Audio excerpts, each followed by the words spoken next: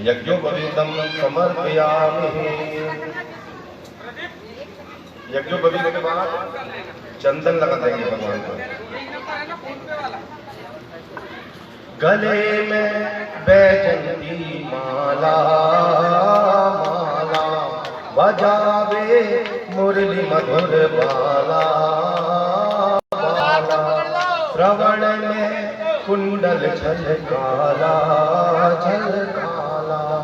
नंद के आनंद लाला लाला। गगन शम अंग कांति काली। राधिका चमक रही आली आली। कमल में ओढ़े ब्रह्मन सी चल कस्तूरी सी चल। ललित छवि गोप कुमारी की। श्री गिरिधर कृष्ण मुरारी की। आरती कुंज बिहारी की। श्री गिरिधर कृष्ण मुरारी की। बोलिए गोपाल गोविंदाय नमः।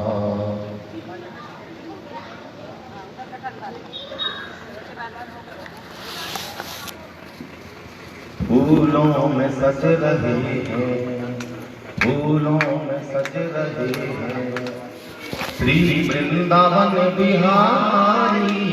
और साथ सज रहे हैं और साथ सज रहे हैं वृषभानु की दुलारी। भैया गले में डाले जब दोनों मुस्कुराते। कितने ही लगते प्यारे कितने ही लगते प्यारे। इन दोनों प्रेम सदका इन दोनों प्रेम सदका इन दोनों प्रेम बारी। फूलों में सज रहे। बोलिए सत्यनारायण भगवान की। आइए हाथ में फूल तुलसीदल जो भी हो उसे रखकर कथा श्रवण करेंगे अपने पूर्वजों के निमित्त।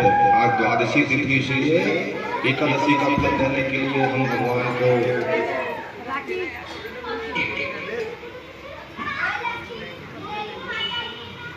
कथा श्रवण करेंगे।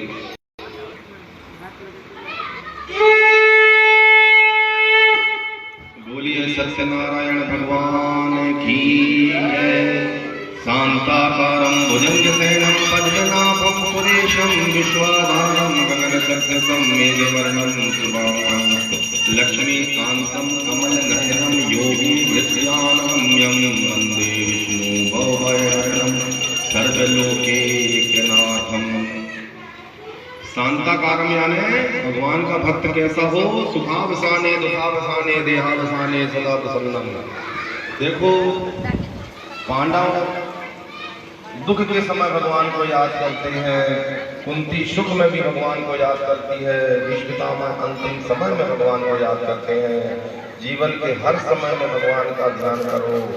शांताकारम भगवान हमेशा प्रसन्न रहते हैं क्योंकि जो भक्त होता है वो अपने प्रभु का अनुसरण करता है। श्री भगवान शंकर जी के भक्त हैं इसलिए शंकर जी भी प्रसन्नानंद नीलकंठम दयालम हमेशा प्रसन्न रहते हैं। भुजंग शयनम एक के गले में सर्प है और एक सर्प के आसन में शयन करते हैं। यानी काल हमारे मस्तक में बैठा है। हर समय योगी विद्यानगम्यम। तप करो ध्यान करो। तप का उल्टा ही होता है पत। तप नहीं करोगे तो पतन हो जाएगा।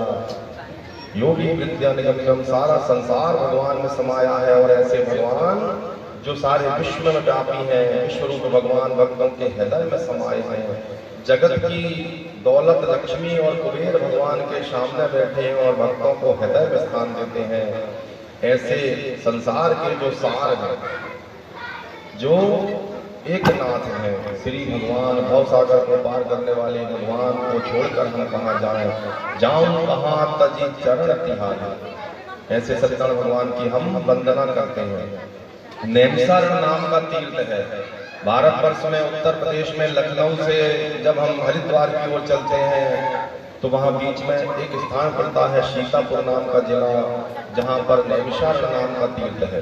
तो जब कलयुग की शुरुआत होने वाली थी तो सभी ऋषिगण बड़े चिंतित थे, बोले प्रभु जब आप साक्षात रूप में थे कैसे, कभी राम बन के कभी श्याम बन के चले आना प्रभु जी चले आना, अपना भक्ति रूप दिखाना। हे प्रभु उस समय आप जब साक्षात थे तब हमने आप पर विश्वास नहीं किया, कलयुग में तो आप भी नहीं रहोगे, तो उस समय फिर धर्म की रक्षा कौन करेगा, कौन हमारी रक्षा करेगा, कौन हमें माया से कलयुग से बचाएगा।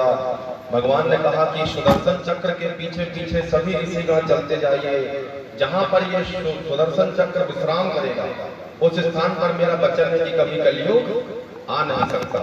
तो सारे 33 करोड़ देवता आदि ऋषि मुनियों के साथ 88,000 ऋषियों के साथ सुदर्शन चक्र के पीछे चले जा रहे हैं।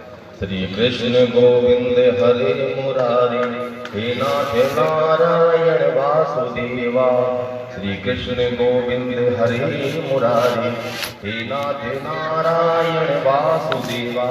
सबसे पहले सुदर्शन चक्र ने कहां पर विश्राम किया, बद्रीनाथ धाम में। इसलिए बद्रीनाथ धाम में कभी कलयुग नहीं आता, आदमी वहां सत्य का युग है, वहां जाकर सारी मोह माया दूर हो जाती है। जब इतनी बड़ी खाई में और ऊपर पहाड़ के बीच में जब बस हिचकोले लेती है तो सब भूल जाते हैं लड़ाई झगड़ा, केवल यही कहते हैं कि भगवान हमें कुछ नहीं चाहिए, सकुशल घर भर पहुंचा दो। ऐसे सतयुग के धाम बद्रीनाथ को हम बारंबार प्रणाम करते हैं। यहाँ पर भगवान ने नर नारायण रूप में स्थान बनाया।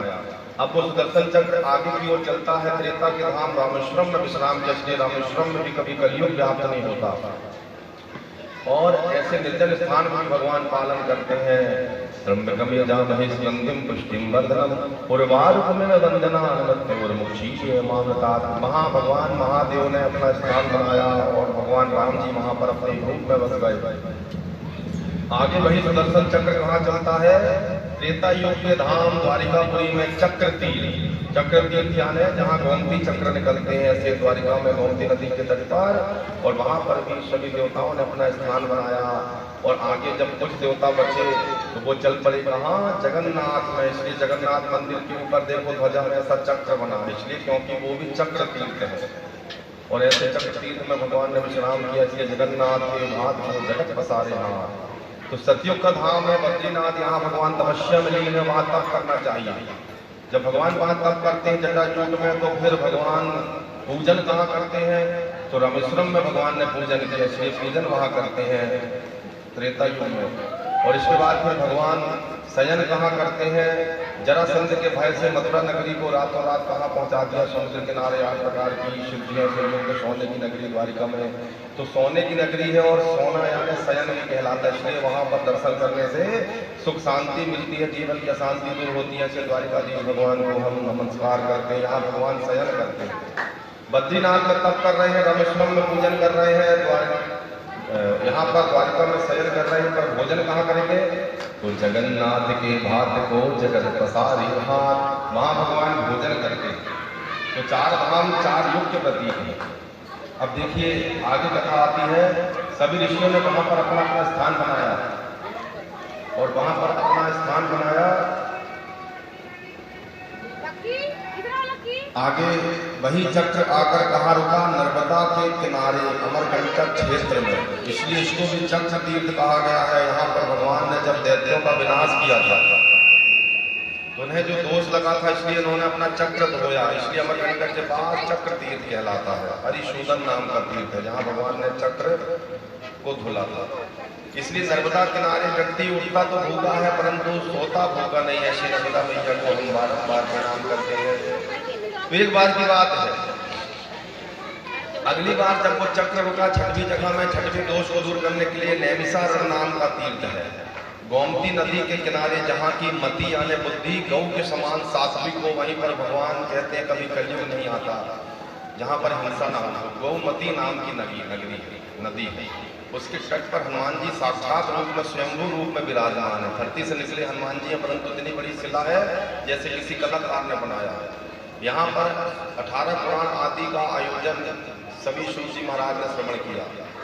तो उसी तीर्थ में चक्र की नौक ने विश्राम किया, तो नौक को नैमी कहा गया, इसलिए नैमी से, और अरण्य यानी जंगल पर हो गया नैमिषारण्य तीर्थ।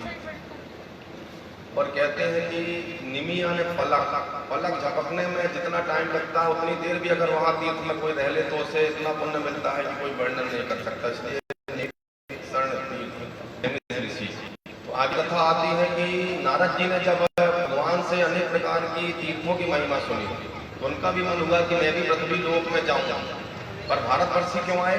क्योंकि सारा विश्व ही भगवान का विश्व रूप है। पर्वत स्तन मंडले, पर्वत भगवान के वक्षस्थल है, देवी के वक्षस्थल है, और नाड़ियां जो है नदियां हैं, तो नदियों से नाड़ियां जो है हृदय से जुड़ी होती है, और हृदय है उत्तर प्रदेश। उत्तर प्रदेश यानी उत्तरांचल तक का जो क्षेत्र है वो भगवान का हृदय माना गया है। अब देखो, अगर भारत के नक्शे को हम पलटाकर देखेंगे तो जो कलकत्ता साइड का हिस्सा है वो भगवान का वाम अंग कहलाएगा, बाईं ओर हृदय। इसलिए उत्तर प्रदेश में ही भगवान ने नैमिषारण्य नाम के क्षेत्र में हृदय में अपना स्थान बनाया।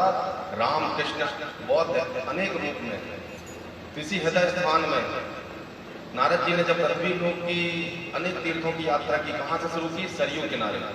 सरयू के तीर अयोध्या नगरी, संत भरे जहां गागरिया, अवध बिहारी सावरिया।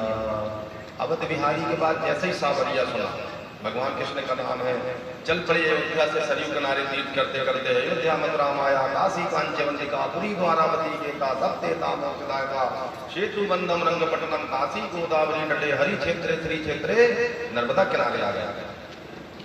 परंतु उन्होंने तीर्थों में देखा है कि पाखंड ऐसा चला गया है कि जो भी व्यक्ति तीर्थ जाता है केवल मेरा पेट भर जाए, चाहे दुनिया जाए किनारे, मुझे दर्शन मिल जाए, धक्का देगा, गिराएगा, कूदेगा।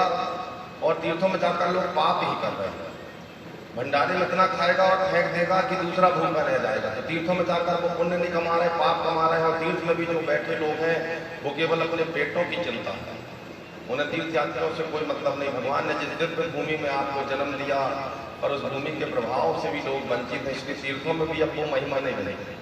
नारद जी कहते हैं कि मुझे वैकुंठ में भी भगवान के दर्शन नहीं हुए, मुझे रामेश्वरम में भी भगवान के दर्शन नहीं हुए, तीर्थ भी आज खाली पड़े हैं, सिद्धियां नहीं। तो दुखी होकर नारद जी नर्मदा किनारे आए और देखो एक छोटा सा गांव है जहाँ जिसकी कोई महिमा नहीं थी, वहां पर देखो उन्होंने भगवान का ध्यान किया। हरि व्यापक सर्वत्र समाना, प्रेम प्रकट हो ही में जाना। और वहीं पर भगवान प्रकट हो गए। नारद जी इससे पूछते हैं कि हे नारद जी, कुतः चिंता तो भगवान, आप चिंतित क्यों हैं? तो यही प्रश्न सूर्य जी ने कहा कि पृथ्वीवासियों के लिए छोटे से छोटा उपाय बताइए जिससे हमारा कल्याण हो। तो सूर्य जी कहते हैं वही वृत्तांत बताता हूँ जो भगवान ने अपने मुख से नारद जी को कहा। इसलिए पहला क्या ही जो भगवान के मुख से निकला, गीता समान यही सत्यनारायण की कथा है, बाकी चरित्र है। तो श्री सूर्य जी महाराज बताते हैं कि जब नारद जी सब तीर्थों में भगवान को देखा तो भगवान नहीं दिखे। तब नर्मदा के किनारे एक छोटे से निर्जन स्थान में उन्होंने भगवान का जैसे ही ध्यान किया, भगवान वही प्रकट हो गए। बोलिए सत्यनारायण भगवान की जय। तब नारद जी को बड़ा आश्चर्य हुआ कि प्रभु मैंने आपको रामेश्वरम में देखा, मैंने आपको वैकुंठ में ढूंढा, पर आप मुझे नहीं देखे। भगवान बोले देखो, मन में कपट होगा, छल होगा, भेद होगा तो मैं रामेश्वरम में भी नहीं हूँ। तुम्हारी दृष्टि में नारायण बड़े हैं, शिव छोटे हैं, ब्रह्मा छोटे हैं, और ये दृष्टि ही हमें भगवान से दूर करती है, हम तीनों एक हैं। तब नारद जी बोलते हैं प्रभु इस स्थान में फिर क्यों दिख गए? बोले देखो ये नर्मदा का नाभि क्षेत्र है, ओमकारेश्वर, यहाँ अन्नपूर्णा साक्षात रूप में विराजमान है। यहाँ हम तीनों देवता निवास करते हैं, ब्रह्मपुरी, विष्णुपुरी और शिवपुरी बनकर। और नाभि से जितना सिर होता है उतना ही चरण होता है, इसलिए तुम मध्य बिंदु में हो। और यहाँ पर तुमने हम तीनों देवताओं का एक साथ यत्न किया और तुम में भेद नहीं था, इसलिए मैं यहाँ प्रकट हुआ। ब्रह्मा विष्णु सदाशिव जानत अविवेका, प्रणवाक्षर में शोभित, प्रणवाक्षर यानी ओमकारेश्वर में शोभित, ये तीनों एक। इसलिए तुम्हें मेरे दर्शन से, मैं ही ब्रह्मा हूँ, मैं ही विष्णु हूँ, मैं ही शिव हूँ। एक सोने के हम अनेक आभूषण है, परंतु तत्वों की दृष्टि से एक है, परंतु नाम की दृष्टि से अलग है। इस प्रकार नारद जी ने भगवान से बोला प्रभु अब आपने दर्शन दिया है तो पृथ्वीवासियों को उद्धार किया, जो मेरे मन में कुछ संशय है, नाथ एक संशय मन में।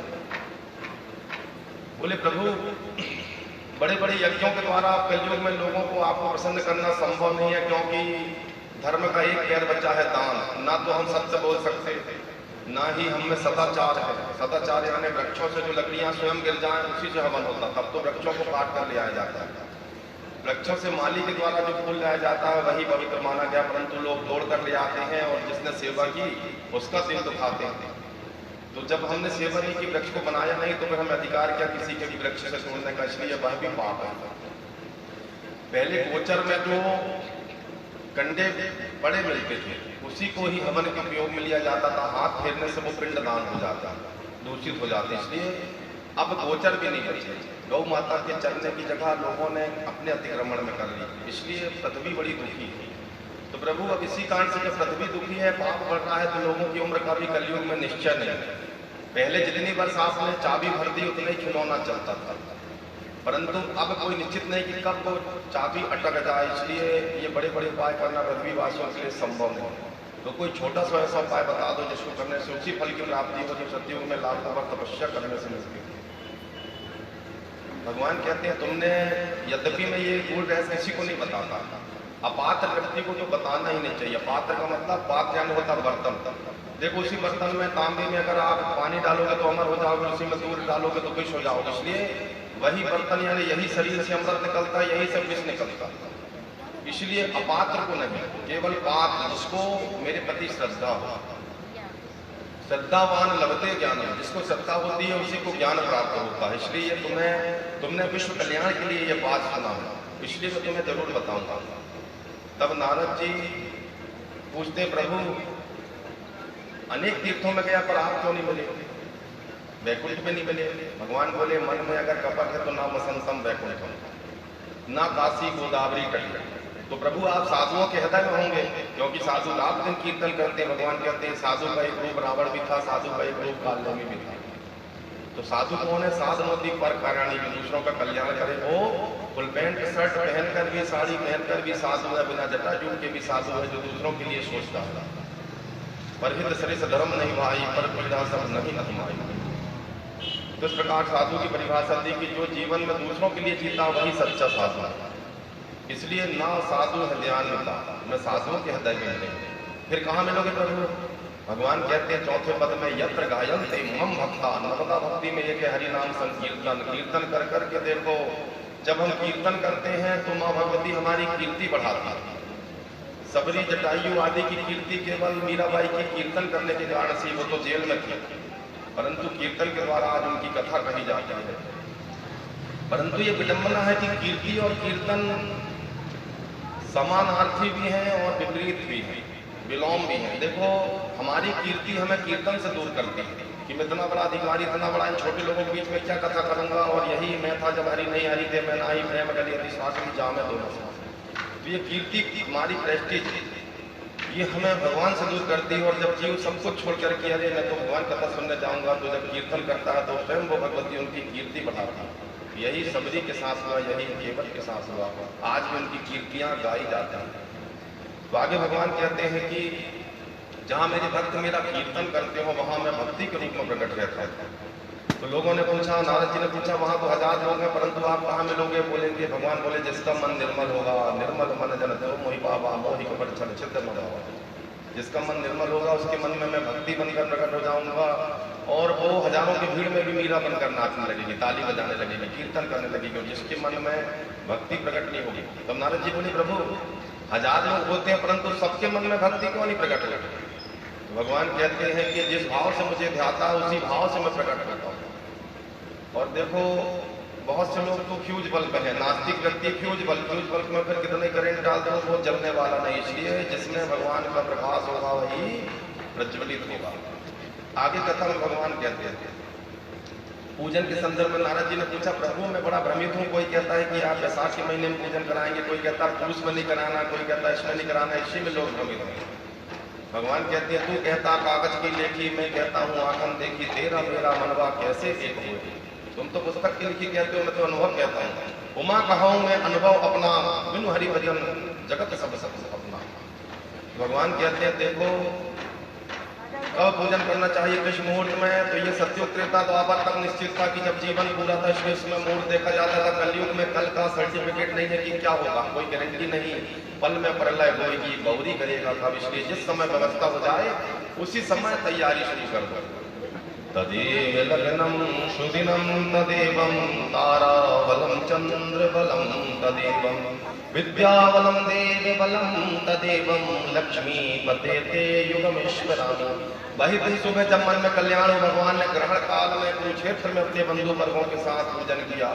सुदामा जी पूस की सप्तमी तिथि को भगवान के दर्शन करने द्वारिकाधीश के पास पहुंचे और द्वादशी में भगवान ने 3 मुट्ठी चावल खाकर तीनों लोक देने की प्रतिज्ञा किया। तो वही दिन सुबह, क्योंकि कलयुग में जीवन का भरोसा नहीं, इसलिए जब तैयारी हो जाए दिन का चक्कर छोड़, इसी में पढ़कर जीव भगवान से दूर हो जाता। आगे भगवान से नारद जी पूछते हैं कौन सी दिशा शुभ है? कोई कहता दक्षिण की ओर मुख नहीं करना चाहिए, कोई कहता पूरब की ओर नहीं। भगवान कहते हैं, क्या कहते हैं? पूर्वे रक्षतु वाराह्याम आग्नेयम करुणाध्वजा दक्षिणे पद्मनाभास्तुम नैऋत्याम मधुसूदनम पश्चिमे पातु गोविंदम वायव्याम तु जनार्दनम उत्तरे श्रीपते दक्षिणम ईशान्यम तु महेश्वरम। ऊर्ध्वो ऊपर कौन है? गोवर्धन बनकर रक्षा करते थे गांववासियों की। ऊर्ध्वो गोवर्धनो रक्षे, नीचे कौन है? यह तो अनंत शेष नाम बनकर रक्षा करते हैं। जब मैं 10 दिशाओं में हूं तो फिर भेद क्या? अगर सन्मुख हो ही जीव मोहि जब ही जन्म कोटि अगर नासै सभी।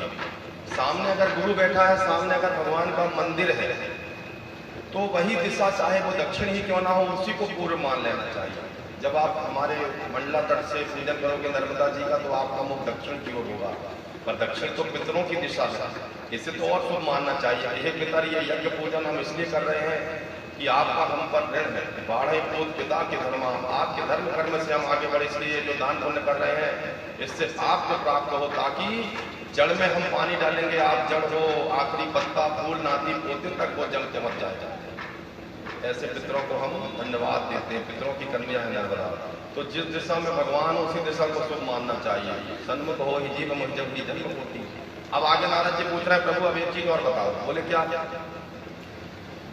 कोई कहता 1.25 लाख लड्डुओं से आप प्रसन्न होते हो, कोई कहता 1.25 लाख बेलपत्र से प्रसन्न होते हो, कोई कहते हैं 1.25 लाख का भंडारा कराओ तब प्रसन्न होते हैं। फिर गरीब व्यक्ति कैसे करेगा, या जो व्यक्ति बीमार है वो कैसे आपका अर्चन करेगा? भगवान 9वें अध्याय में गीता में कहते हैं, क्या कहते हैं? पत्रम पुष्पम फलम तो यो वे भक्त्या प्रचति। पत्रम पुष्पम फलम क्या है? प्रथमा विभक्ति एक वचन नपुंसक।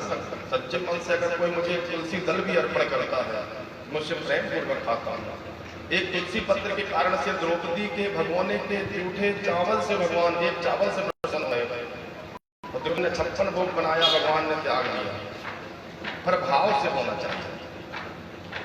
अगर भगवान ने आपको संपत्ति दी है, भगवान ने आपको परिवार दिया, तो किसी जन्म के पुण्य का प्रसाद है, हर किसी को नहीं देता। इसलिए हमेशा धर्म कार्य में उसे खर्च करना चाहिए, जिससे वो आगे बढ़ता रहता है, बड़े बड़े अरिष्ट को दूर कर देता। नहीं तो बड़े बड़े हरिश्चंद्र जैसे दुनिया से चले गए और कुछ नहीं कर पाए। ये धन धन का यही का। देखो कितना ही धन कमा लो, एक दिन आपकी पत्रिका में निधन ही लिखा जाएगा। क्या लिखा जाएगा? कि फलाने का निधन हो गया, बिना धन के चले गए। इसलिए आपका धन कौन सा है? हमारो धन राधा श्री राधा श्री राधा, परम धन राधा राधा राधा राधा राधा, जीवन धन राधा राधा राधा राधा राधा, हमारो धन राधा श्री राधा श्री राधा। विश्वकर्मा स्तुति करते हैं भगवान। देहांत काले तुम सामने हो, बंसी बजाते सबको रिझाते, तेरा नाम लेकर मैं जगतन को त्यागूं, श्री कृष्ण गोविंद हरे मुरारी, श्री कृष्ण गोविंद हरे मुरारी। यम के दूत बोलते हैं तुम्हारे माथे में अगर त्रिपुंड का चिन्ह है, ओम का उच्चार तुम्हारे मुख से कभी जीवन लिया है, तो इस बैतरणी में नाव में बैठ जाओ तो कुशल पार लग जाओगे। कभी तुमने सूर्य चंद्रमा जो साक्षात देवता है पृथ्वी, इनका कभी धन्यवाद दिया हो तो इस नाव में बैठ जाओ। तुमने कभी माता पिता की सच्ची भक्ति की है तो इस नाव में बैठ जाओ। तुमने पति व्रत पालन किया है तो सच्चे मन से। यम के दूत कहते हैं भैया अगर जीवन में भगवान ने बड़े मुश्किल से तुम्हें ये मनुष्य जन्म दिया है और मनुष्य जन्म में रहकर अगर तुमने कोई ऐसा अच्छा कार्य किया हो तो इस नाव में बैठ जाओ। ये बैतरणी नाम की नदी तुम्हें पार कर दे। बैतरणी कोई नरक आ गया पापियों देखकर ऐसे खोलने लगती है जैसे कढ़ाई में तेल खोलता है। उस समय आपकी दी गई गौ माता, गौदान आदि वहीं खड़ी मिलती है कि मेरी पूंछ पकड़ लो, मेरी पूंछ को पकड़ोगे तो पार लगा दूंगा। उस समय जीव को दुख होता है कि देखो मैंने जीवन में, फिर यमराज कहते हैं इसको क्यों ले आया, जल्दी से ले जाओ इसको। रिश्तेदारों परिवार के लिए इसने इतना जोड़ा पाप किया, केवल एक बार मिला के लाओ। यम के पास में ऐसा डरता रहता है, अपने शरीर को ढूंढता है और उस समय देखता है कि जिनके लिए मैंने पूरा जीवन दिया, मेरे लिए एक दिन भी नहीं रुके, मेरा शरीर तो अब राख हो चुका है, तब उस समय वो दुखी होता है। तो इस प्रकार आगे कथा में भगवान कहते हैं कि देखो हर दिशा में मैं हूं, इसलिए दिशा में भी भेद मत कर। सामने अगर भगवान का मंदिर है या मूर्ति या तुलसी पत्र है तो वही दिशा है। आगे कथा में भगवान कह रहे हैं, नारद जी पूछ रहे प्रभु अब प्रसाद के संदर्भ बता दो। भगवान कहते हैं पत्रम पुष्पम फलम तोयम। सच्चे मन से अगर एक तुलसी दल भी उसे भी धो कर चढ़ा दोगे तो मैं प्रसन्न हो जाऊंगा। आगे भगवान ने कहा है कि यज्ञ पुराण करने से क्या होता है, कथा पुराण करने से कुछ नहीं होता, पर सत्संग से विवेक होता है। इसलिए भगवान शंकर कोई भी तीर्थ यात्रा नहीं जाता, केवल कथा कहते और सुनते हैं। एक बार ही शंभु गए कुंभ सिपाही, संग सती जग जननी भवानी। सत्संग करो, जीवन में सुधार होगा, बुद्धि आएगी। ये हमने जीवन भर इसलिए गुजार दिया, केवल हमारे जीवन की कमाई क्या है, ये एक मुट्ठी राख। तो इस प्रकार घर में आया हुआ भिखारी आपसे भिक्षा लेने नहीं आता, तो आपको यही शिक्षा देने आता है कि देखो भैया मैंने कभी नहीं लिया तो आज मैं भिखारी हूँ, तुम भी तो वही कर रहे हो। पानी बाढ़े नाव में, घर में बाढ़े दाम, दोनों हाथ लीजिए यही सयाने काम। नहीं तो चले जाते हैं लोग, ये शरीर चला भी रह जाता है, कमाया कुछ भी नहीं जाता, केवल पुण्य और पाप के जन्म का राजा और बनाता है। तो आगे कथा में भगवान कहते हैं पंचम यज्ञ यानी कथा होने से क्या होता है, आपके घर में अतिथि आते और अतिथि देवो भव, और सबके पुण्य से वो घर सिद्ध होने लगता है, ऑटोमेटिक उनके यहाँ की महिमा बढ़ने लगती है। इसलिए जिस दिन सत्यनारायण की कथा हो उस दिन यहाँ वहाँ की सांसारिक चर्चा ना करके हरेर नाम हरेर नाम हरेर नाम के भगवान के नाम की चर्चा करो। यही छोटा उपाय। भगवान कहते हैं जाओ नारद पृथ्वी लोक में इसका विस्तार करो। और इस प्रकार नारद जी पृथ्वी लोक में चले आते हैं, किसको सुनाओ। इसके बाद वो कहाँ जाते हैं, काशी नाम की नगरी में। काशी मरत जन्मलोकी राम नाम कर करहि विशोषी। तो काशी नाम की नगरी में एक बूढ़ा ब्राह्मण रहता था, सतानंद। अत्यंत दुखी था, भिक्षा मांगता, झूठ बोलता, कभी भगवान को ना तो भोग लगाता ना गायत्री जपता, अकेले खाने वाला चोर है। भगवान ने कहा देखो जिस कुल में पुत्र कपुत्र निकलते हैं तो पूर्वजों को नरक में गिराते हैं। क्यों? पूर्वज कितने यज्ञ करके गए, पर पूत के कपूत निकलने से वो क्यों नरक में चले गए? क्योंकि उन्होंने उसे धर्म करना क्यों नहीं सिखाया। माता शत्रु पिता बैरी यह न बाल क्यों ना पाटता। अगर माता पिता धर्म करते तो वो पुत्र भी करता, परंतु हमने तो किया नहीं, इसलिए हम नरक में चले गए। अब देखो वहां के काशी के राजा हैं महादेव। उन्होंने सोचा कि देखो जिस राज्य में कोई अपराधी होता है तो उस राजा को दंड मिलता है। जिस राज्य में अकाल पड़ता है तो वहां के मेघ को दोष लगता है कि उसने वर्षा क्यों नहीं होती, जो लोगों को अपराध करना पड़ा। अपराध को देखने वाला भी पाप है। काशी का राजा मैं हूँ और ये ब्राह्मण झूठ बोलता था। ये तप की भूमि है, इसका प्रभाव कम करता है, इसलिए इसको ज्ञान देना चाहिए। ये भगवान का मुख है और वेद है, ये झूठ बोलता है। स्वयं शिव जी देखो, भगवान लोग सोचते हैं विष्णु जी आकर उसे बूढ़े ब्राह्मण का रूप से ज्ञान दिया, परंतु विष्णु जी नहीं आए, क्योंकि कोई भगवान अपनी महिमा नहीं कहते कि मेरी पूजा करो। कौन कहेगा? शिव जी ही कहेंगे कि राम नाम की महिमा बढ़ाओ। शिव जी बूढ़े ब्राह्मण का रूप धारण करके बहुत ही। अब बोले कि भोगो ब्राह्मणम क्षणम दृष्ट रुको ब्राह्मण। सतानंद सोचता है कि ये संत महात्मा तो आज तक नहीं देखे, ये कौन है? बोले आप कौन है? बोले कौन छोड़ो, देखो तुम ब्राह्मण हो, मुझे बड़ी दया आती है। बोले किस बात की? बोले तुम जिस भगवान के मुख हो, तुम्हें तो सत्य बोलना चाहिए, झूठ बोलते हो और अपने लिए कमाते हो, इसलिए तुम दरिद्र हो। इतना मिलने के बाद भी भिखारी दरिद्र ही है। तो ब्राह्मण को बड़ा दुख होता है कि देखो आपने मुझे ज्ञान दिया, तो आप ही मेरे कल्याण का उपाय बताओ। भगवान बोले बिना दीक्षा के कल्याण नहीं होता, इसलिए भगवान शंकर ने उसके कान में मंत्र दिया। कौन सा? काशी मरत जन्म अवलोकी राम नाम कर करहि विशोषी। आज इस नाम को पकड़ लो, ओम नमो भगवते वासुदेवाय। ब्राह्मण को मंत्र दिया तो ब्राह्मण जपता जाता।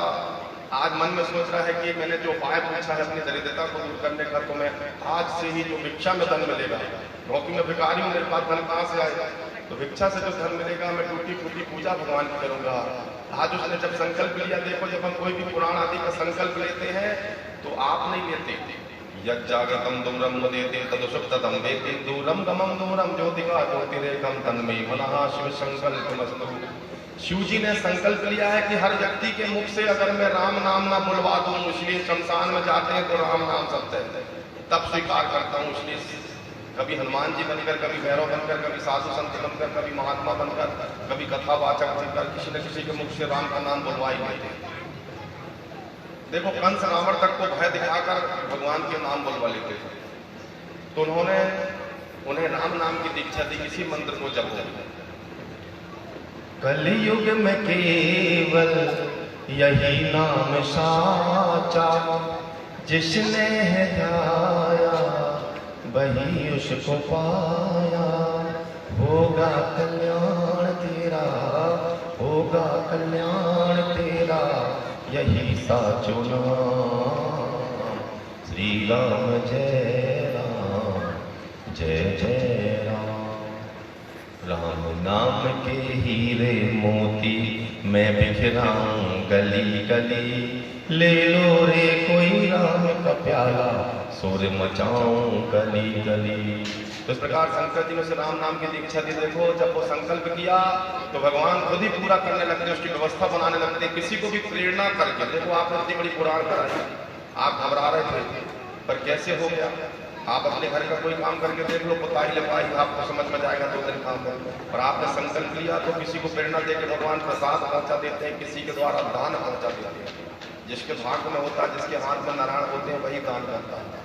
तो आपको प्रेरणा भगवान स्वयं पूर्ण करने में लग जाते हैं। तो ब्राह्मण ने जब संकल्प लिया तो लक्ष्मी बड़ी खुश हुई कि देखो मेरे स्वामी का कीर्तन करेगा, इससे किसी भी प्रकार की कमी न हो, जहाँ सुमति तह संपत्ति नाना। सत्यनारायण भगवान की कथा हो रही है, पुराण हो रही है, लक्ष्मी पहले ही लोगों को प्रेरित करके ऐसे दानदाताओं को पहुंचा दी कि उस गांव में वो कभी नहीं गया था। आज पहली बार क्या इतनी भिक्षा मिली कि जीवन में कभी नहीं मिली, उसने भगवान को धन्यवाद दिया। और उसी से उसने देखो भगवान का पूजन किया और भिक्षा के धन से भगवान प्रसन्न हो गए। उस समय से उसने संकल्प लिया कि जीवन में जब भी अवसर मिलेगा मैं भगवान का पूजन करूंगा। और इस व्रत के प्रभाव से देखो मिट्टी एक छोटी सी भगवान की मूर्ति लिया उसने, और बुद्ध मूर्ति थी पीतल की या तांबे की या मिट्टी की, और उसको स्नान करके जीवन भर चरणामृत पीता।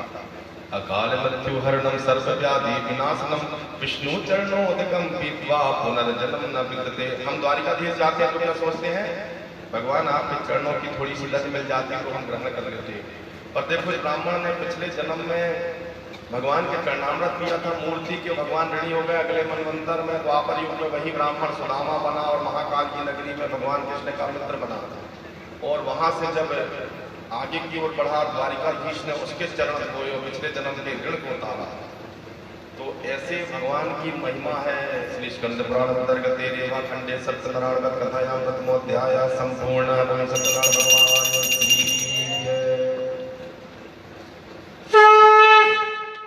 दूसरा अध्याय, द्वितीय अध्याय। दूसरे अध्याय में सूर्य महाराज से शौनक जी बोल रहे हैं कि देखो भगवान कितने भक्तवत्सल है, देखो भिखारी के धन से प्रसन्न हो गए, हमें भगवान के ऊपर बड़ी महिमा हो रही है, और कथा सुनना चाहते हैं।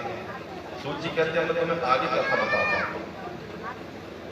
एक बार वही ब्राह्मण, बैसाख का महीना चल रहा है, अत्यंत गर्मी है, पूर्णिमा का समय है और गोधली बेला के समय सत्यनारायण भगवान की कथा करने आप लोग सब आखिरी में चढ़ा देना इकट्ठे, बाकी लोग जो दूर बैठे इकट्ठे आखिरी में चढ़ा देना, जो पास में वो चढ़ा देना। तो उस समय वह ब्राह्मण बैसाख के महीने की पूर्णिमा में देखो लकड़ी बेचते बेचते बालाघाट के नर्मदा नगर में आया।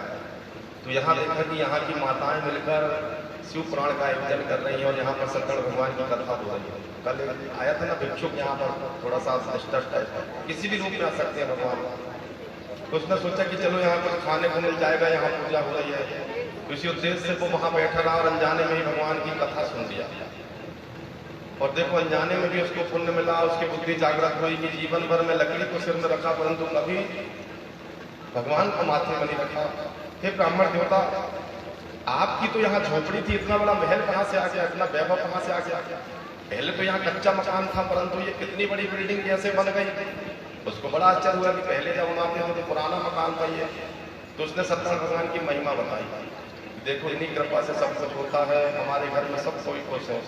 तो उसके मन में भी भाव जगा कि मैं भी ऐसा करूं ताकि मैं भी जीवन भर लकड़ी न ढोऊं। इस उद्देश्य से उसने उन्हीं से गुरु मंत्र लिया और आकर सोचता सिर में लकड़ी को रख के कि आज जो लकड़ी बिकेगी उसी से मैं भगवान के पूजन करूंगा, उसी धन से। तो आज उसकी लकड़ी दुगने मूल्य में बिकी और उसी से उसने भगवान का पूजन किया और जब तक संसार बना सभी सुखों को भोग कर बैकुंठ लोक हो गया। आगे कथा आती है कौन सी वाली? तीसरी कथा, कुलकामुख नाम के राजा। ये कुलकामुख नाम के राजा थे जो संतानहीन थे। अब संतान प्राप्ति हेतु चौथे प्रहर भूप जब जागा, आज हमारी बड़ा अचरज लगा। गुरु के पास गया। गुरु ने कहा कि भैया तीर्थों में पुण्य करो, पूजन करो, भागवत कराओ, संतान गोपाल यज्ञ कराओ, जिससे तुम्हारे यहाँ संतान बढ़ेगी। बाढ़े पिता के धर्म। इसी उद्देश्य से उस राजा ने भद्रशिला नदी कौन सी है? जो नर्मदा में जैसे रेल की दो पटरी एक साथ चलती हैं, ऐसे ही नर्मदा के साथ साथ यहाँ से बैतूल से मुल्ताई से होकर सूरत तक कौन सी नदी जाती है? ताप्ती नदी। ताप्ती नदी को ही शूरपुत्री कहा गया है, भद्रशिला। तो भद्रशिला नदी के तट पर एक स्थान है, बड़वानी से जब हम महाराष्ट्र की ओर जाते हैं, नंदुरबार की ओर, बीच में प्रकाशा नाम का स्थान पड़ता है नर्मदा परिक्रमा में, और उसी स्थान पर केदारेश्वर भगवान का मंदिर है। वहां पर उसने पूजन किया। अब वो नदी कहाँ जाती है? सूरत। और सूरत को क्या कहते हैं? रत्नों की नदी। तो वहां से नाव के द्वारा व्यापार करने एक बनिया उस गांव में पहुंचा। उसने देखा यहाँ यज्ञ हो रहा है, चलो थोड़ी प्रसादी ग्रहण की जाए। कभी जीवन में सत्संग में नहीं किया, परंतु आज भगवान को कृपा जो करनी है। तो राजा के पास जाकर पूछता है कि हे राजन, आपके यहाँ तो इतनी धन संपत्ति है और आप ये पूजन क्यों कर रहे हो? बोला सब कुछ है, 7 प्रकार की लक्ष्मी है, 8वीं वर नहीं है। बोले कौन सी? संतान लक्ष्मी। अच्छा, इसलिए कर रहा है? बोले ठीक, मेरी भी कोई संतान नहीं, मुझे भी इस व्रत के बारे में बताओ। और राजा से व्रत को जानकर प्रसाद ग्रहण करके पहला संकल्प कहाँ किया? तीर्थ। अब अपनी पत्नी के पास आया लीलावती, उनसे कहता है कि देख, मैंने आज एक राजा को व्रत करते देखा जिससे संतान होती है। तो वो बड़ी दुखी हुई कि सुनते हो जी, जीवन भर धन कमाने में बिता दिया, आज पहली बार कथा में गए और बिना सत्संग विवेक न हुई। आज ज्ञान हुआ, अगर हम पहले कभी कथा में जाए होते तो हमारे घर में भी आज बाल गोपाल होते। तो चलो हम कल ही इस व्रत को करेंगे, अब देर नहीं करेंगे। तो बनिया जो था थोड़ा लोभी तो था, उसने कहा कि देखो, मैंने 1-2 लोगों को देखा है कि हम पुराण करेंगे और हमारे यहाँ संतान होगी, हमारा ये कार्य होगा, परंतु पूर्व जन्म के पाप के कारण से वो कार्य सिद्ध नहीं होते।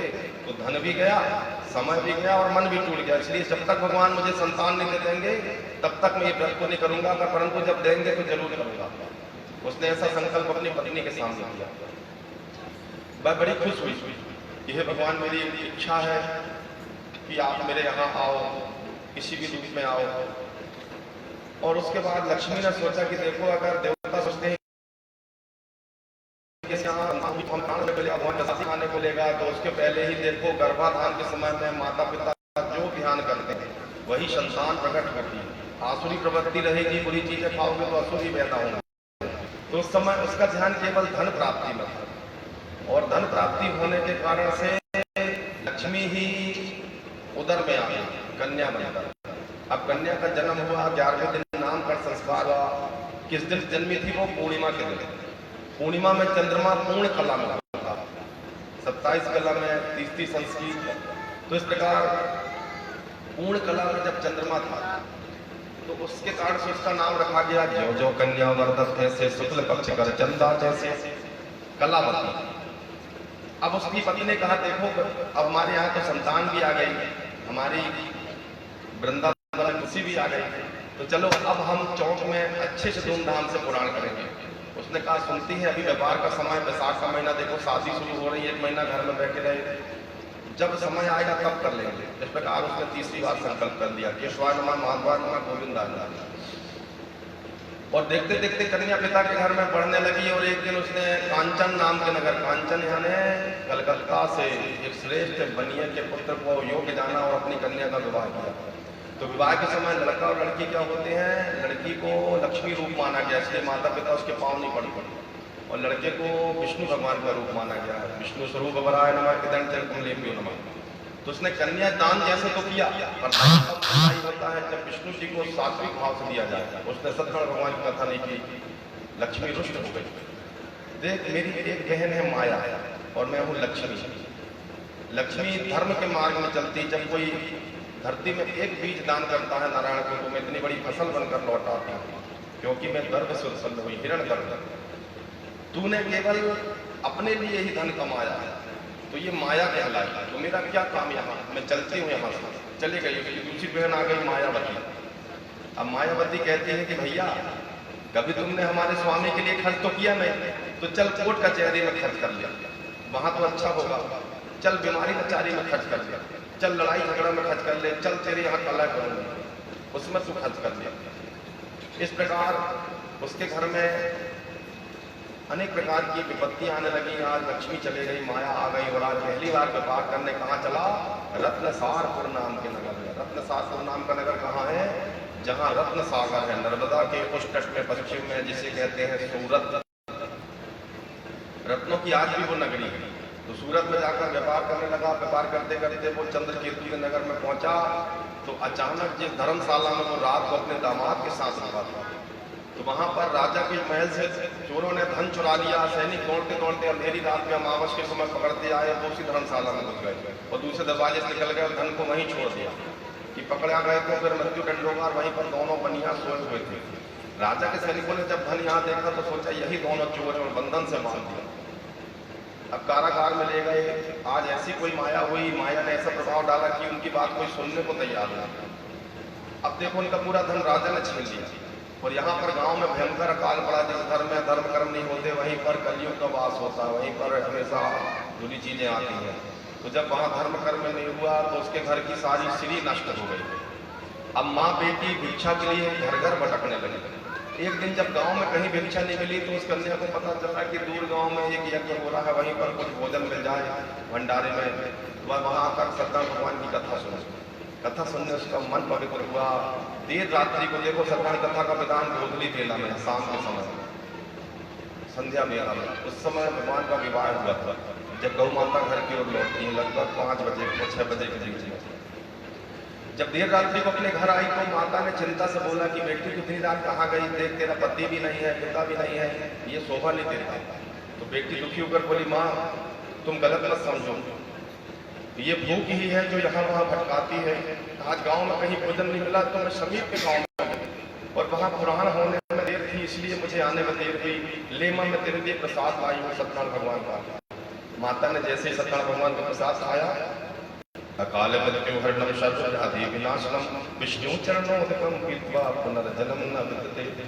उसे अपने आत्म का ज्ञान हुआ कि देखो हमने अनेक बार भगवान के पूजन का संकल्प किया, परंतु भगवान को हमेशा झूठा पार देते। संकल्प ही शिव है, इसलिए हमें जो कष्ट हो रहा है अपने संकल्प से पूर्ण न होने के कारण से। अब आगे उसने भगवान से निवेदन किया, इसी घर से हजारों लोग भोजन कर सकते थे, परंतु कभी आपकी कृपा नहीं हुई और आज खाने का ठिकाना नहीं। पर आप तो भक्त वत्सल, मैंने कथा में सुना है कि दुर्योधन को मेवा त्यागो साग कृपाई, झूठ मेरे सब्जी के खाए भोग लगाए। राजा परीक्षित इसलिए दुखी है कि देखो जब मैं इतना बड़ा राजा था तब कोई ऋषि मुनि नहीं आए, और आज जब मेरे पास धन के नाम पर एक लंगोटी, तो इतने साधु संत मेरे घर आए हैं, मैं इनका स्वागत कैसे करूं। सभी ऋषि कहते हैं राजा जब तुम भोगी थे तो भोगी के यहाँ योगी लोग नहीं आते, आज तुम राजा से राजर्षि होगा, इसलिए हम तुम्हारे आए हैं, तुम हमें भगवान के नाम का कीर्तन सुनाओ, हम उसी के भोगे हैं। रघु वशिष्ठ चवन अंगरा पुलस्त गादी सभी ऋषि आए। तो देखो जब भगवान कथा होती है तभी योगी लोग आते हैं, भोगी क्या नहीं आते। आप जब निर्मल भाव से भगवान की कथा में लीन होते हो तो यहाँ पर आपको पता नहीं चल रहा 33 करोड़ देवता बैठे हुए आसमान में। आगे कथा में सूर्य जी कहते हैं कि इस कन्या से प्रसाद लेकर उसको ज्ञान आया तो उसने आज जो भिक्षा के धन से भगवान का पूजन किया। अब देखो उसने एक अखंड ज्योत जलाई और नित्य पूजन करती कि जब तक मेरे पति के दर्शन न कर लूं तब तक मैं इस व्रत को करती रहूंगी। नित्य स्नान करती, ज्योत देखती और भगवान का कीर्तन करती। भक्त वत्सल भगवान उस सती से चलित हो गए। आज स्वप्न में दर्शन दिए राजा चंद्रकेतु को, हे राजन को दोनों जो है आपके यहाँ उनको छोड़ दो, वो निर्दोष है। भगवान की आज्ञा पाकर राजा ने दोनों को छोड़ा, 6 घर में आने शुद्धता कराई, बाल कटवाए, स्नान करा के चंदन मंदन से जितना धन छुड़ाया था उससे 4 गुना वापस दिया, क्योंकि भगवान 4 गुना देते हैं।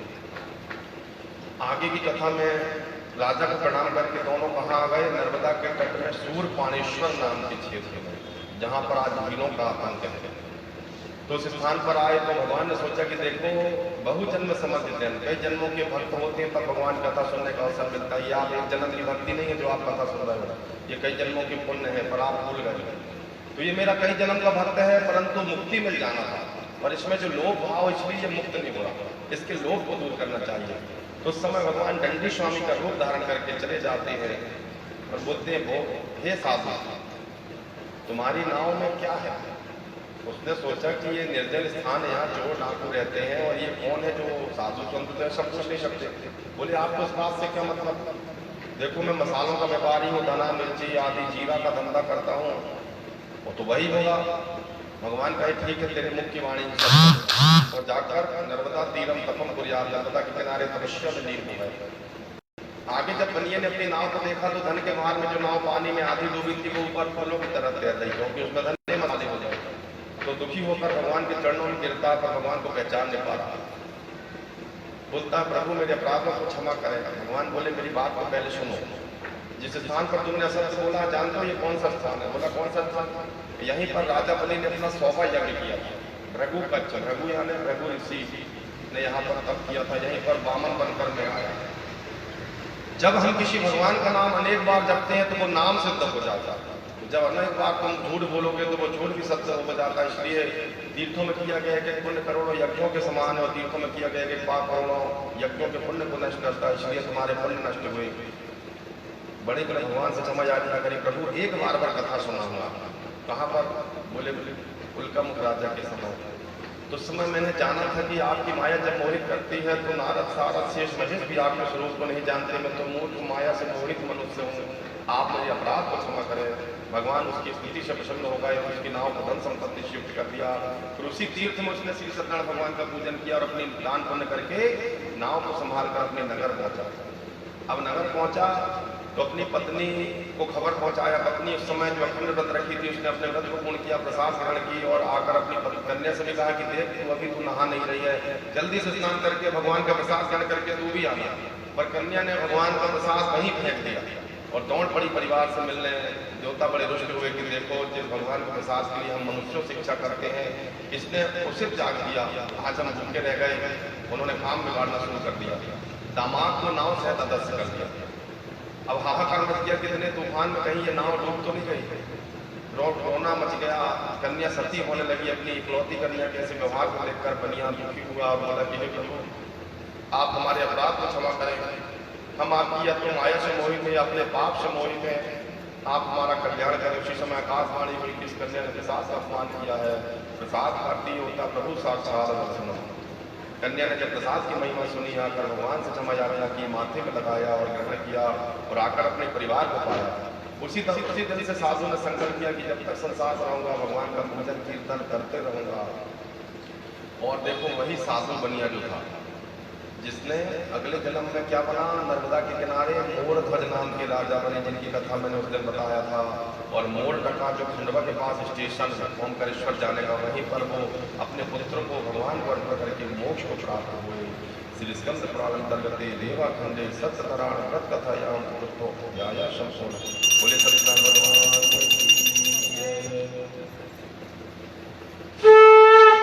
अंतिम अध्याय की कथा श्रवण कराते हैं। 5वें अध्याय में श्री सूत जी कहते हैं प्रभु हमारे मन में एक संशय है, नाथ एक संशय मन में। बोले क्या? हर कथा में आप बोलते हो कि ब्राह्मण भगवान का मुख है, तो क्या भगवान केवल ब्राह्मणों के हैं, अन्य वर्णों के नहीं है?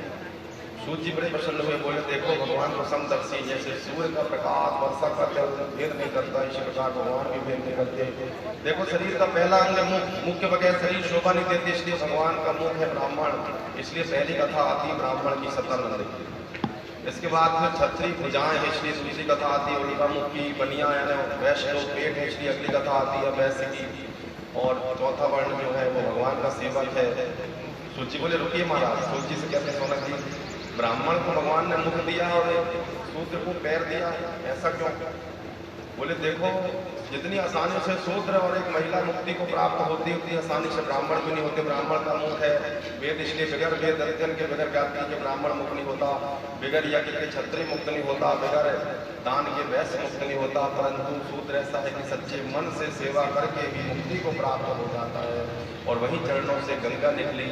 और तुम कहते हो कि भगवान ने शूद्र को चरणों में स्थान दिया, चरण के नीचे क्षीर सागर है जहाँ स्वयं भगवान नीचे रहते हैं, इसलिए भगवान ने नीचे से धारण किया है। आगे कथा में कहते हैं कि अब मैं एक राजा की कथा सुनाता हूँ। पुराने समय में एक चंद्रकेतु नाम के राजा थे। जंगल गए, बहुत सारे पशु पक्षियों को मारा, वटवृक्ष के नीचे आकर बैठे। अब वटवृक्ष में कौन रहता है? शंकर जी का वास माना गया, इसलिए वट में जटाएं रहते हैं। और इसलिए वट की लकड़ी जो होती है हवन में कार नहीं होती, क्योंकि भूतों का वास माना गया, इसलिए भगवान शंकर का एक नाम है भूतनाथ। पीपल में विष्णु रहते हैं। गीतम भगवान ने कहा कि वृक्षों में मैं पीपल हूँ, क्योंकि वट वृक्ष जो है वो भगवान शंकर, इसलिए बड़े की लकड़ी को हवन उपयोग नहीं करते, भूत प्रेतों का वास है। आगे कथा में सूर्य जी कहते हैं कि उसी वट वृक्ष के नीचे बैठा, परंतु उसने जीवों को मारा था। भगवान शंकर अहिंसा के पुजारी, इसलिए उसकी बुद्धि भ्रष्ट हो गई। वो राजा में तमोगुण चढ़ गया। उसने देखा बहुत सारे ग्वाल अच्छी वर्षा के लिए श्री सत्यनारायण भगवान का आषाढ़ के महीने में पूजन कर रहे हैं। परंतु राजा ने सोचा कि इतना बड़ा राजा छोटे लोगों के बीच में, तो हमारी कीर्ति ही हमें कीर्तन से दूर करती है। और जिसने कीर्तन किया तो भगवान ने उसकी कीर्ति भी बढ़ाई, जैसे सबरी की। तो राजा की कीर्ति उसे साधारण लोगों से दूर कर रही है, अहंकार। और उसने ना तो भगवान को प्रणाम किया, ना ही प्रसाद ग्रहण किया। उसको अभिमान था कि ये छोटे लोग, और भगवान ने उसके अभिमान को दूर किया। उसके जितने भी अपने लोग थे जिनसे अभिमान था, वो सब शत्रुओं के साथ मिल गए। तब राजा ने सोचा जहां अपने लोग नहीं वहां जाने में कल्याण नहीं, पुनः जंगल आता है। और जिन लोगों को छोटा समझता था उनसे हाथ जोड़कर निवेदन करता, भैया मेरे लिए आप लोग यज्ञ का आयोजन करो, मेरे पास अपना कुछ भी नहीं। तो देखो कंदमूल फल से भगवान प्रसन्न हो गए। और इस प्रकार वही राजा जो था आखिरी अध्याय का, वो कौन बना? सृष्टि की उत्पत्ति में स्वयंभू नाम के मनु बने, जिनकी हम संतान हैं। और जब प्रलय आएगा तो वही राजा और मार्कंडेय जी और मां नर्मदा, तीन ही लोग बचेंगे। और कौन सा पर्वत बचेगा? बड़े बड़े पर्वत नष्ट हो जाएंगे, तीर्थ नष्ट हो जाएंगे, देवता नष्ट हो जाएंगे। केवल बचेगा तो अमरकंटक से लेकर विंध्याचल पर्वत, जहाँ भगवान अपनी शक्ति शिवा और गणेश जी के साथ लीला करते दिखाई देंगे। और उसी विचरण में मां नर्मदा मनु महाराज और मार्कंडेय जी से कहेंगे कि देखो इस नाव में बैठ जाओ। शिव जी की कृपा से प्रलय काल में भी इसका क्षय नहीं होता। ऐसे समर्था को प्रदान करने वाली मां नर्मदा को हम प्रणाम करते। इसलिए नर्मदा किनारे सत्यनारायण भगवान ने ज्ञान दिया था, किसको? प्रकट हुए थे नारद जी को, इसलिए रेवा खंडे कहा गया हर अध्याय में। और सारे संसार में सत्यनारायण भगवान की कथा कहाँ प्रकट हुई? स्कंद पुराण का एक भाग है नर्मदा खंड, जिसको रेवा खंड कहा गया है। उसी का एक अध्याय है सत्यनारायण भगवान का। अब आगे हमें पूछ रहे हैं कि 5 अध्याय में इसमें भगवान कहाँ विराजमान है? भगवान कहते हैं ये मेरा शब्द रूपी अवतार है। और अक्षर यानी जो आछाई वही नष्ट नहीं होती। प्रलय काल में भी अक्षर रहेंगे, उत्पत्ति काल में भी अक्षर रहेंगे, मध्य में भी अक्षर रहेंगे। जो आछाई है जिसका नाश न हो। शब्द ही ब्रह्मांड है, शब्द ही रहे अखंड, शब्द बीज पलटे नहीं, चाहे पलट जाए ब्रह्मांड। और इस प्रकार भगवान ने इसी रूप में वही प्रवेश कर दिया उस ग्रंथ में। और कहा कि देखो जब भगवान ने उद्धव जी को ज्ञान दिया था तो भगवान के मुख से प्रकाश पुंज कहाँ निकला था? नर्मदा के पश्चिम तट में ही निकला था। कहाँ पर? भागवत के रूप में सोमनाथ नाम के क्षेत्र में भालका तीर्थ में भगवान ने शरीर त्यागा। श्री नर्मदा किनारे सत्यनारायण भगवान की प्रकट हुए। श्री हर अध्याय में रेवा खंडे कहा गया। पहले अध्याय में जो बूढ़ा ब्राह्मण था अगले जन्म में सुदामा बना। उसके बाद फिर जो उनका मुख नाम के राजा थे वो क्या बने? जिन्होंने नदी किनारे संतान के लिए यज्ञ किया था कि हे भगवान अंधा क्या चाहे दो आंख। लोग मुझे निर्वंशी कहते हैं, इसलिए चाहे लूली दे दो, लंगड़ी दे दो, चाहे घंटा के लिए दे दो, पर संतान तो दे दो। पर भगवान ने उस जन्म में तो संतान दी, पर अगले जन्म में उसके यज्ञ के प्रभाव से वही राजा कौन बना? राजा दशरथ। और भगवान 4 कलाओं के साथ शंख चक्र गदा पद्म राम लक्ष्मण बड़ा शत्रुघ्न बनकर आए। और राजा दशरथ ने जब 6 बार राम नाम लिया तब मुक्ति मिली। राम राम कही राम कही, राम राम कही राम। और 6 प्रकार के दोष दूर हुए और मुक्ति को प्राप्त हुए, साकेत धाम को गए। और अगले अध्याय में जो बनिया था वही मोरध्वज नाम के राजा बनकर ओंकारेश्वर के बाद जन्म पाया। और जितने भी ग्वालगण थे वो भगवान के सखा बने। और अंतिम अध्याय का जो राजा था वो मनु भगवान बनकर मनुष्य जातियों को जन्म देकर मुक्ति को प्राप्त हुए। जिनके घर में शंख, जिनके घर में गंगा जल, जिनके घर में शालिग्राम शिला, जिनके घर में तुलसी दल, ये 4 चीजें होती हैं। जो नित्य शंख को तुलसी चढ़ाता है, गंगा जल चढ़ाता है, जो नित्य शालिग्राम शिला में गंगा जल और तुलसी चढ़ाता है उसको पर वो यज्ञों का फल मिलता है। और जो शंख को तुलसी से दूर करता है, जो शालिग्राम शिला को तुलसी से दूर करता है, उसको कोटि यज्ञ का पुण्य नष्ट होता है, क्योंकि शंख के चूर्ण ही वृंदा के पति हैं। इस प्रकार सत्यनारायण भगवान की कथा का पंचम अध्याय जो पूर्ण हुआ श्री स्कंद पुराण। तो पहले अध्याय में जो हमने बताया कि पहला अध्याय भगवान का मुख है, इससे ज्ञान की प्राप्ति होती है। दूसरा अध्याय भुजा है, सर्वत्र विजय प्राप्त होती है। तीसरा अध्याय जो है उदर है, लक्ष्मी की प्राप्ति होती है। चौथा अध्याय भगवान का, तृतीय अध्याय भगवान का हृदय है, भक्ति की प्राप्ति होती है। चौथा अध्याय उदर है, लक्ष्मी की प्राप्ति होती है। पंचम अध्याय चरण है और चरणों से गंगा निकली मुक्तिदायक। और उसमें शिव जी का वाद बताया। 5वां अध्याय ही भगवान शंकर के 5 मुख है। श्री स्कंद पुराण अंतर्गत खंडे संपूर्ण भगवान की, नर्मदेश्वर भगवान की।